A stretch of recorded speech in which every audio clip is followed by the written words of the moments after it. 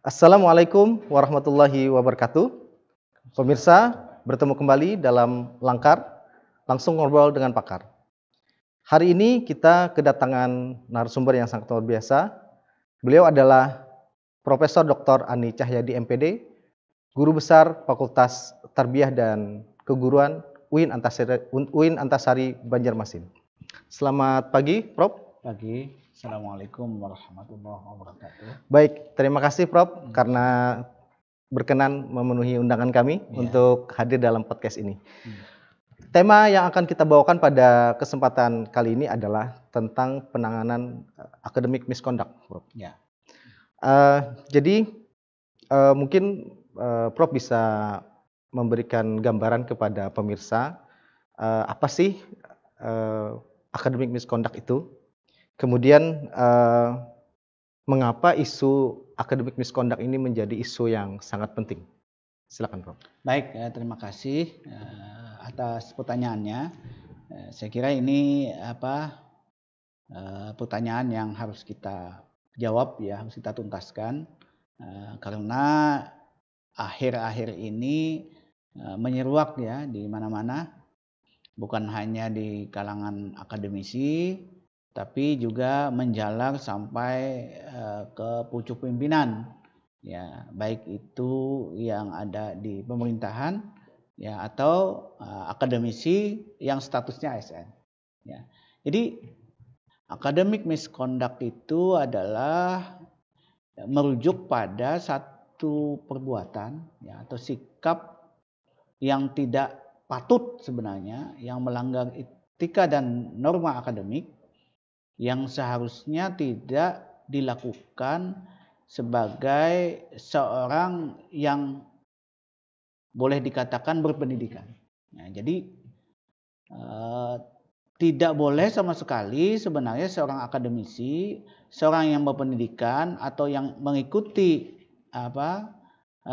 pendidikan yang di sana mengajarkan berkaitan dengan kejujuran, berkaitan dengan integritas, berkaitan dengan bagaimana dia menjalani kehidupannya sehingga dia tidak dalam tanda petik melecehkan orang lain. Jadi seharusnya akademik itu kan bisa ditiru dan digugu. Dia harus menjadi penuntun dan contoh. Jadi bisa menjadi suri tauladan. Oleh sebab itu sikap-sikap yang melanggar norma-norma akademik itu harusnya dihindari. Meskipun sanksi pidananya tidak ada, tapi sanksi sosialnya, dan itu tidak boleh saya kira. Karena akan berlaku seumur hidup. Kenapa jadi ini dalam tanda petik emergensi harus kita tangani? Karena ini akan merusak tatanan budaya akademik kita.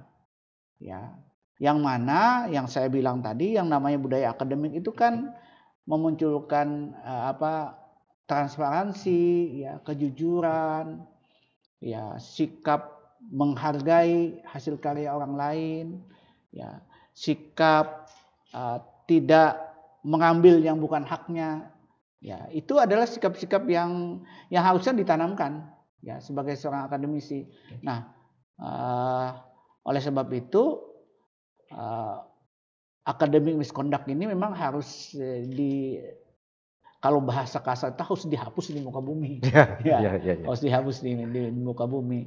Oleh sebab itu menurut saya ini harus menjadi sikap, bukan hanya sekedar sikap, tapi juga harus menjadi sebuah kebijakan di semua lembaga yang sifatnya mendidik atau melahirkan atau yang sifatnya itu membentuk manusia, membentuk sikap dan perbuatan manusia. Kenapa? Karena penegakan norma dan etik itu di atas semuanya, di atas segalanya. Menurut saya seperti itu. Baik, berarti academic misconduct ini hanya di lingkungan akademik atau seperti apa, Pak? Mungkin bisa digambarkan juga mungkin masih awam ya pemahaman pemirsa tentang academic misconduct ini, mungkin bisa diberikan contoh juga bentuk-bentuk academic misconduct yang umum ditemui. Ya, jadi academic misconduct itu bukan hanya di dunia akademik ya, tetapi juga di dunia pendidikan. Ya, di dunia pendidikan.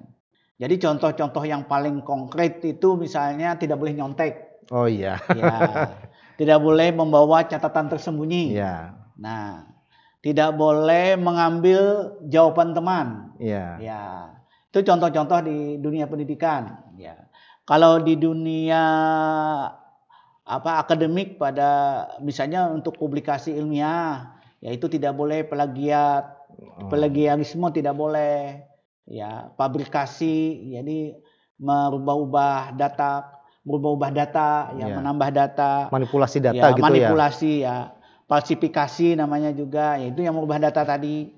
Nah, yang sekarang juga banyak muncul di kalangan dosen itu, di kalangan di kalangan widyasuara, ghostwriting. Iya. Ya, karena ada saat-saat misalnya dia harus publish dengan tidak menggunakan bahasa Indonesia tapi menggunakan bahasa Inggris atau bahasa yang diakui oleh PBB, lalu minta orang lain membikinkan, ya. Lalu ada pengakuan itu dipakai untuk kenaikan pangkat, angka kredit segala macam. Nah, itu sikap-sikap itu yang seharusnya haram dilakukan. Ya. Yeah. Nah, itu. Baik, sekarang ketika kita berbicara tentang academic misconduct ini kan, kalau melihat dari yang Profesor sampaikan tadi, apa sih sebenarnya Prof dampak dari academic misconduct ini? Kemudian mungkin bisa dikaitkan dengan apa yang menjadi tantangan dalam penanganan academic misconduct ini. Jadi dampaknya itu menurut saya luar biasa, ya. Jadi akan sangat berpengaruh sekali pada dunia akademik. Ya, secara individual tentu dia secara pribadi tidak bisa dipercaya, ya. Secara individual, ya. Jadi grade akademiknya itu otomatis akan turun. Yeah. Ya. Kalau dalam konteks lembaga, ya dipastikan grade lembaga itu akan turun. Ya. Dan itu kan bisa dibuktikan di pemerintahan, misalnya yang akreditasinya sebelumnya unggul menjadi baik saja, yang atau bahasa lainnya supaya mudah dipahami oleh masyarakat, asalnya misalnya akreditasinya sangat unggul lalu menjadi baik, atau yang A turun menjadi C misalnya, atau bagi dosen atau widyasuara yang dia harusnya tingkatannya kalau dosen itu profesor, ya, karena pelanggaran akademik dia otomatis turun. Dan saya kira pelanggaran etik, pelanggaran akademik ini sangat tidak baik untuk dan harus dicegah, karena ini akan menjadi contoh bagi generasi selanjutnya, contoh yang tidak baik, ya. Dalam konteks agama kita, agama Islam, ini juga akan mengambil yang bukan haknya, ya. Dan saya kira ini harus dicegah, ya.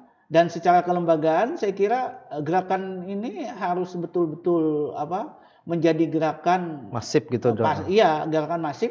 Ya, misalnya kalau lembaga pendidikan tinggi atau lembaga diklat harus membuat peraturan yang betul-betul tegas.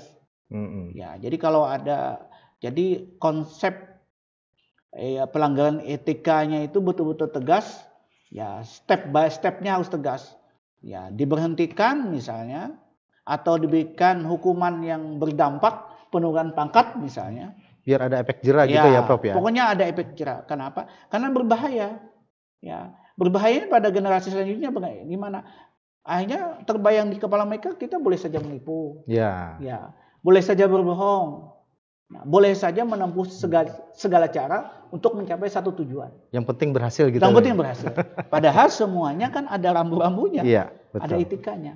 Nah, jadi saya kira ini harus menjadi gerakan masif yang harus dilakukan, ya, oleh lembaga pendidikan. Ya. Baik, kemudian Ketika kita berbicara tentang pemerintahan ya, Prof ya, mungkin bisa diceritakan, Prof, kebijakan-kebijakan apa yang saat ini sudah apa ya, bisa dikatakan menjadi benteng untuk mencegah terjadinya academic misconduct ini? Jadi saya kira kalau dalam konteks pemerintahan ya, dalam konteks di Kementerian Kemendikbudristek itu sudah jelas ya membuat peraturan di pedoman operasional dalam kenaikan pangkat itu pun sudah diberikan garisan apa-apa saja yang boleh dilakukan, apa yang tidak boleh dilakukan. Ya, dalam konteks kode etik ya, kode etik penerbitan, saya kira semua lembaga penerbitan, jurnal itu juga mencantumkan ya apa-apa yang boleh, apa-apa yang tidak boleh. Dan dalam pedoman penulisan di semua perguruan tinggi, di semua lembaga saya kira yang mempunyai lembaga penerbitan atau lembaga publikasi itu juga sudah mencantumkan hal-hal apa saja yang tidak boleh dilakukan dan yang boleh dilakukan ya oleh si penulis, dan hukumannya apa saja ketika dia melanggar pelanggaran etik ya dalam penulisan, dan itu sudah sangat jelas juga. Oleh karenanya saya kira ini dalam konteks kelembagaan pemerintah itu sudah sejak lama sebenarnya. Iya, mungkin implementasinya mungkin yang belum ini ya. Udah sejak dahulu. Cuma kan yang muncul di akhir-akhir ini kan kayak ada muncul semangat mengakali. Ya, ini yang berbahaya. Jadi semangat mengakali. Untuk mencapai tujuan apapun kalau bisa dilakukan, itu yang tidak benar. Padahal kita sudah jelas rambu-rambunya. Ya, rambu-rambu yang dilakukan itu kan prosedurnya sudah ada sebenarnya. Prosedurnya sudah ada. Ya. Dan ketentuannya itu saya kira sudah sangat umum. Ya, tidak boleh plagiat ya. Kalau ngutip harus ada izin ya, supaya harus ada citasinya, harus jelas kan? Ya. Kalau hasil karya sebuah penelitian harus jujur, terbuka, transparan. Kalau misalnya tidak signifikan misalnya hasilnya ya, atau hipotesisnya misalnya ditolak misalnya, disampaikan saja. Apa adanya begitu ya. Nah, jadi semuanya sudah jelas. Lagi-lagi saya kira ini berkaitan dengan nilai integritas si peneliti atau si penulis. Nah, dan ini konteksnya adalah konteks secara individual. Saya kira kalau dia sebagai seorang ilmuwan atau peneliti dan menerapkan prinsip-prinsip sebagai seorang ilmuwan, saya kira tidak akan melakukan. Baik. Ya. Sekarang seperti yang Prof gambarkan tadi, academic misconduct. Bagaimana cara kita nih sekarang kita berperannya sebagai ASN? Bagaimana peran kita sebagai ASN? Mungkin secara secara praktisnya mungkin. Apa yang bisa kita lakukan untuk bisa mencegah academic misconduct ini? Nah, jadi kalau kita sebagai ASN, karena ASN itu ada kewajiban. Ada sekian angka kredit, apalagi yang tenaga-tenaga fungsional. Nah, saya kira yang pertama yang harus dilakukan adalah ketika dia menulis atau mempublikasi ilmiah, nah itu dia menghindari tadi plagiarisme, publikasi, ghostwriting dan sebagainya macamnya itu menghindari betul itu. Yang kedua betul-betul menanamkan kejujuran ilmiah. Kejujuran ilmiah. Jadi semua hasil penelitian yang dia lakukan itu juga tidak ada konflik kepentingan. Konflik kepentingan berkaitan dengan si pendana misalnya, berkaitan dengan atasan, berkaitan dengan kedekatan ketika melakukan peer review dalam penulisan karya ilmiah, juga menghindari sama sekali tertanam dalam dirinya, dalam kepalanya ini adalah mengambil jalan pintas. Betul. Nah, mengambil jalan pintas itu yang harus dihindari. Nah, dan tertanam juga dalam diri sebagai sebuah ASN bahwa semua yang dihasilkan atau pendapatan yang ada pada dirinya, itu semuanya kan dipertanggungjawabkan. Nah, jadi kalau melanggar hal-hal yang tidak etis, hal-hal yang melanggar norma, saya kira hasilnya juga tidak halal. Betul. Dan ini berbahaya kan bagi pribadi dan keluarganya. Nah, saya kira ini menjadi semangat yang harus kita tanamkan ya bagi ASN. Ya. Baik, Prof. Mungkin ini yang terakhir, Prof. Mungkin dari Prof bisa memberikan apa ya? Solusi untuk solusi untuk penanganan academic misconduct ini. Nah, oke. Jadi kalau solusinya menurut saya, apalagi sebagai apalagi kita ASN ya, ASN semua. Yang pertama saya kira kalau berkaitan dengan publikasi ilmiah, nah tentu kita yang dilakukan yang pertama adalah mengikuti diklat. Iya. Ya, pelatihan banyak sekali sekarang pelatihan baik yang dilakukan oleh balai-balai diklat yang dilakukan oleh pemerintah tentang bagaimana teknik penulisan ilmiah yang baik, yang benar, yang bisa tembus ke jurnal yang bereputasi atau reputable. Nah, saya kira itu bisa dilakukan ya dengan sekian step-step atau langkah-langkah untuk mempraktikannya ya. Nah, yang kedua tentu kita berkolaborasi. Betul. Ya, jadi masing-masing kalau kita sebagai peneliti misalnya sebagai akademisi berkolaborasi, nah di antara peserta kolaborasi ini tentu punya kelebihan masing-masing. Nah disitulah kalau yang satu punya kelebihan penulisan bahasa yang baik, saya kira bisa. Yang satu di statistikanya, ya, yang satu di dalam kontennya atau dalam kajian ilmiah, penulisannya apa segala macam. Nah itu. Yang ketiga saya kira juga kita bisa dibantu oleh teknologi atau aplikasi. Saya kira para perase ketika kita menulis di parafrasekan itu tidak masalah kalau menggunakan AI atau menggunakan aplikasi-aplikasi yang banyak bertebaran di dunia maya ya. Nah, yang keempat tentu kalau dalam konteks pelanggaran etika di pendidikan, di dunia pendidikan, di dunia pelatihan ya tentu kita memperketat prosedur ya, memperketat pelaksanaan ya, itu bisa dibantu misalnya lembaga pendidikan itu misalnya scan wajah. Oh kan? ya. Jadi itu menghindari supaya yang kalau ujian misalnya tidak ada joki gitu ya. Tidak ada joki ya. Nah, tidak ada joki. Lalu juga ketegasan ya. Ya, tentu ketegasan misalnya di widya suara atau instruktur atau guru ya, bagaimana memberlakukan kalau ujian misalnya tindakan-tindakan yang tegas ya, tindakan tegas dan tidak bilik kasih. Jadi kalau prinsip keadilan betul-betul ditanamkan ya. Prinsip keadilan ini penting juga bagi guru terutama. Keadilan dan transparansi. Ya, konsep keadilan transparansi ini penting supaya siswa atau peserta widya suara ini merasa bahwa hasil ujiannya itu betul-betul diperiksa begitu. Ya.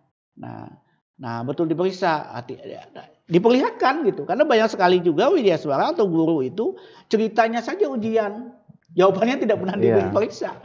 Tiba-tiba nilainya langsung ada gitu ya. Ini merusak. Jadi itu jangan sampai seperti itu. Jadi transparansi harus betul transparansi ya. Pokoknya prinsip-prinsip evaluasi saya kira teman-teman widya suara guru pasti tahu paham lah. Nah, itu harus betul-betul ditanamkan. Nah, selanjutnya juga yang keempat atau kelima ini ya tentu prinsip-prinsip yang saya bilang tadi, prinsip-prinsip evaluasi ya. Prinsip-prinsip evaluasi itu kan misalnya nilai kesukaran dari soal. Saya kira guru juga atau widya suara harus melakukan uji itu. Jangan sampai melaksanakan ujian apa yang diajarkan ke siswa atau ke peserta ketika ujian berbeda. Nah, itu juga jadi penyebab sebenarnya orang melakukan penyontekan. Nah, jadi ini betul-betul belum lagi uji soal. Ya. Ya, jadi uji soal itu apakah reliable misalnya. Kan ada uji statistiknya. Nah, validitasnya bagaimana? Betul. Nah, lalu nilai-nilai ketika melakukan, pokoknya prinsip pembelajaran itu betul-betul diterapkan. Mulai dari penyusunan perencanaan, membuat tujuan, ya kan, bagaimana konteks ketika membuat silabus atau RPP atau sekarang modul itu betul-betul standar, ya, sehingga bisa dideteksi.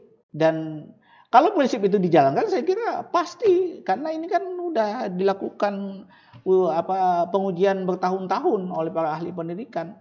Jadi kalau prinsip itu terjalankan, nanti ketika membuat soal, siswa atau peserta widyaswara merasa, oh betul ini yang kita pelajarin gitu. Kenapa? Karena usaha maksimal dilakukan sudah sesuai dengan prinsip-prinsip pembelajaran. Itu saya kira yang lebih penting. Ya. Baik, Prof.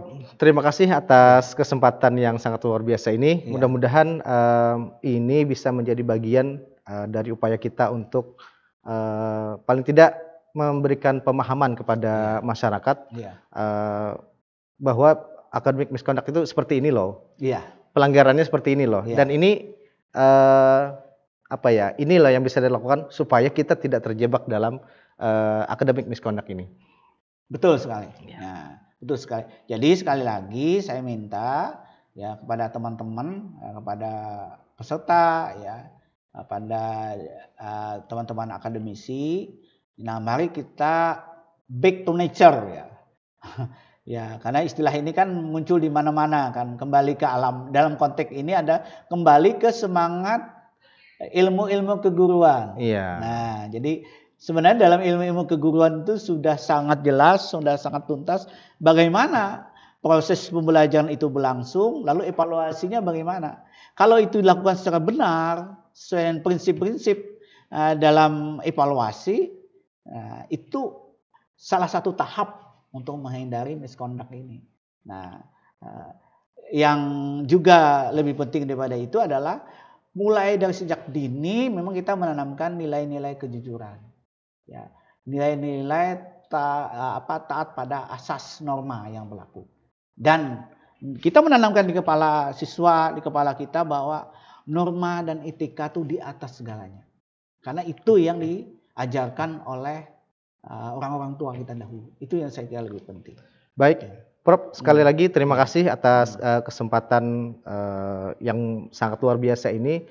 Dan pemirsa, demikian episode Langkar kali ini.